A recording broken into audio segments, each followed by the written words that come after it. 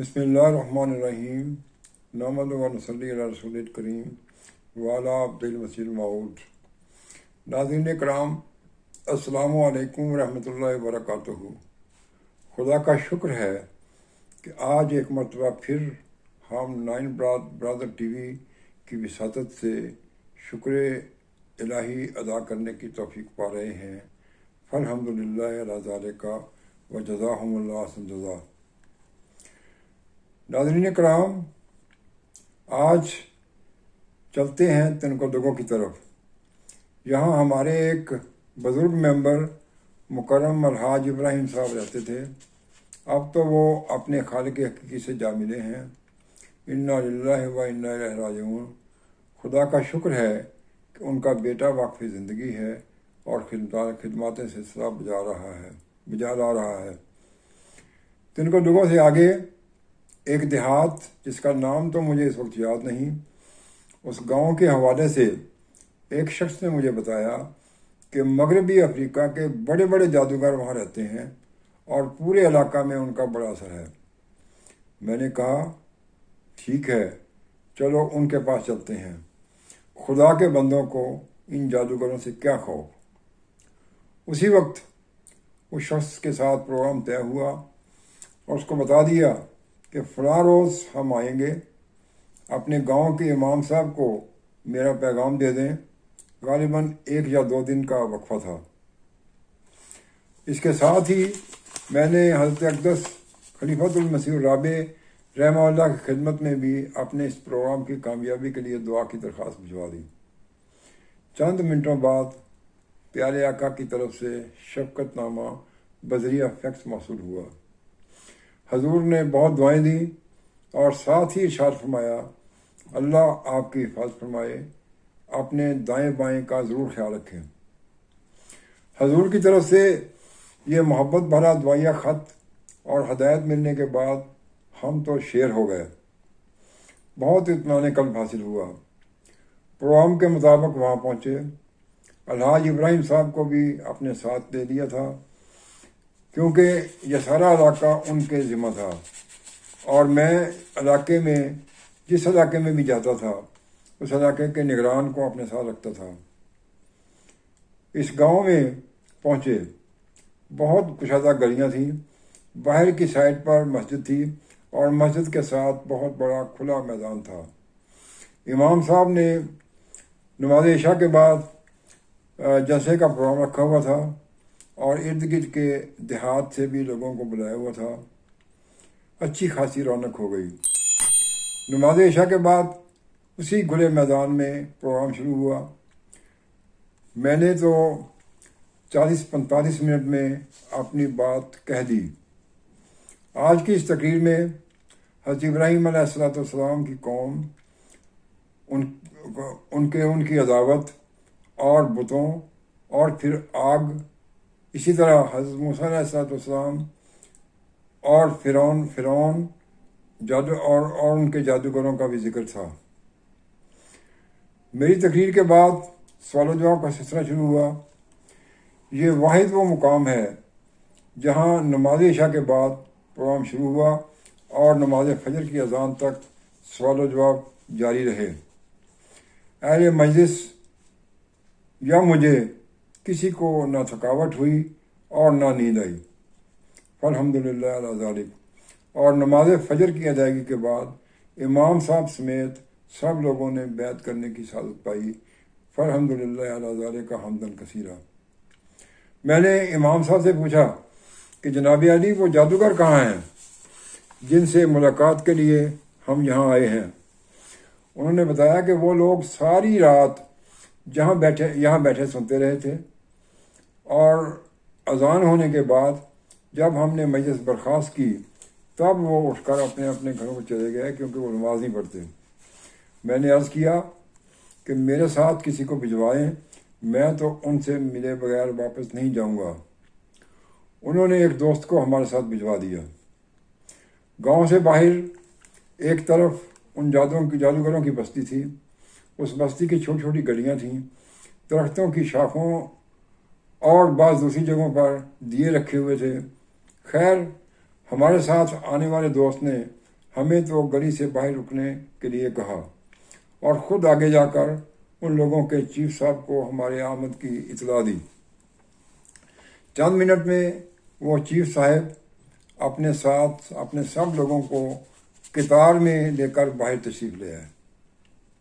نہایت مؤدبانہ رنگ میں آئے اور آتے ہی سجدہ میں گر گئے۔ میں نے ان کو اٹھایا، تھپکی دی اور بتایا کہ بندوں کے سامنے سجدہ نہیں کرتے، سجدہ صرف اور صرف اللہ رب العالمین کے سامنے کیا کرتے ہیں۔ وہ سب بہت جذبات میں تھے، اٹھ کر بیٹھ تو گئے لیکن آنکھیں اشکبار تھیں۔ ان کے چیف صاحب نے سب کی طرف سے ہمارا شکریہ ادا کیا اور خدا کا شکر ہے کہ سب لوگوں نے اسی وقت وہاں بیعت کر لی۔ الحمدللہ الحمدللہ الحمدللہ۔ پھر ایک اور موقع پر الحاج ابراہیم صاحب کے ساتھ ایک دوسری طرف نکلے۔ اس طرف تنکولوگو سے شاید 10-15 کلومیٹر پر ہمارے ایک ممبر بخاری صاحب رہتے تھے اور بخاری صاحب کے ذریعہ ہی یہ پروگرام بنایا گیا تھا۔ اپنا پروگرام ختم کر کے ہم عصر کے وقت فارغ ہو گئے۔ اس سے اگلے روز تنکولوگو شہر سے ایک دوسری جانب جانا تھا، سو میں نے کہا کہ اب یہاں سونے کی اس سے بہتر ہے کہ ہم الحاج ابراہیم صاحب کے گھر جا کر سو جائیں تاکہ صبح آرام سے اٹھ کر وہاں سے تازہ دم دوسری جانب نکلنے میں آسانی ہو۔ وہاں سے اجازت لے کر نکل آئے۔ بخاری صاحب کو بھی ان کے گھر چھوڑنا تھا۔ وہاں پہنچے تو بخاری صاحب نے گاڑی سے قدم نیچے رکھتے ہی اپنی اہلیہ صاحبہ کو فوراً کھانا تیار کرنے کا حکم دے دیا۔ ہم نے بہت اجازت مانگی مگر نہ ملی۔ یہ بھی ان کا رواج ہے کہ کوئی مہمان اپنے میزبان کی اجازت کے بغیر وہاں سے نہیں جا سکتا۔ بہت کوشش کی لیکن بے سود۔ خیر نماز وقت مغرب کا وقت ہوا تو سب نے مل کر نماز ادا کی۔ اتنے میں کھانا لگ گیا۔ کھانا تناول کر کے ہم اپنی منزل پر جانے کے لیے نکلے۔ بخاری صاحب کے گاؤں سے لے کر تنکولوگو تک جنگل جنگل اور کچی سڑک تھی۔ خیر وہاں کی کچی سڑکیں بھی بعض ممالک کی پکی سڑکوں سے بھی اچھی ہوتی ہیں۔ درمیان میں پہنچے تو وہاں ایک گول چوک تھا۔ اس چوک کے پاس دور سے گاڑی کی روشنی میں 8-10 جوان نظر آئے۔ ان کے ہاتھوں میں کچھ اسلحہ نما چیزیں بھی نظر آئیں۔ ایک لائن میں کھڑے ہو کر انہوں نے راستہ بلاک کر دیا۔ یہ صورتحال دیکھ کر میں نے گاڑی کا کلچ دبایا، دوسرے گیئر میں لگا دیا اور ساری فلڈ لائٹس میں نے جلا دی۔ گاڑی کی رفتار کم ہوتی چلی جا رہی تھی۔ میرے ساتھ اس روز الحاج ابراہیم اور ہمارے معلم سیوبہ صاحب تھے۔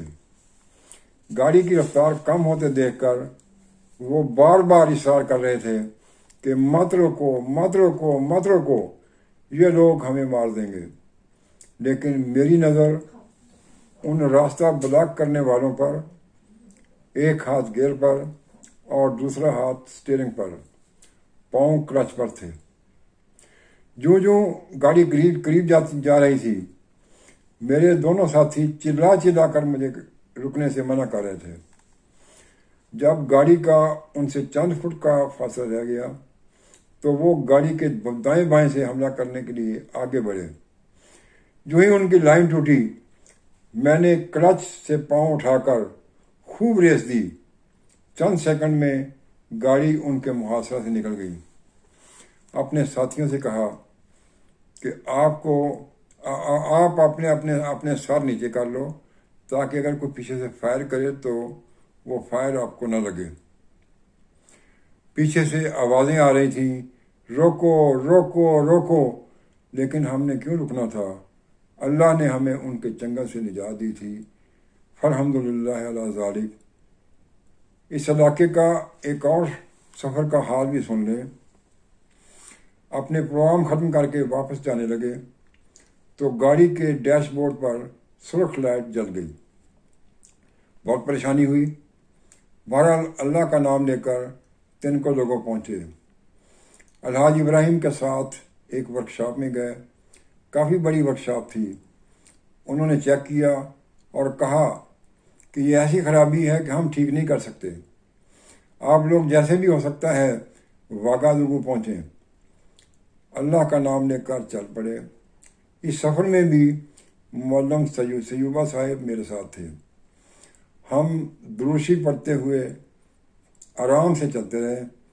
100 کلومیٹر سے زائد فاصلہ تھا۔ خدا نے فضل فرمایا، اپنے مشن تک پہنچ گئے۔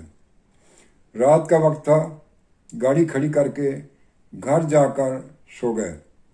اگلے روز مکینک کے پاس لے جانے کے لیے گاڑی سٹارٹ کرنے کی کوشش کی، کوئی دم خم نہ تھا۔ بہت کوشش کی اور پھر آخر مکینک کو وہیں بلانا پڑا۔ خدا کا شکر ہے کہ سفر مکمل ہوا اور کوئی پریشانی نہیں ہوئی۔ میری بگڑی ہوئی اس نے بنا دی۔ فسبحان الذی یغفر علی اللہم صلی علی محمد وعلی آل محمد وبارک وسلم انک حمید مجید۔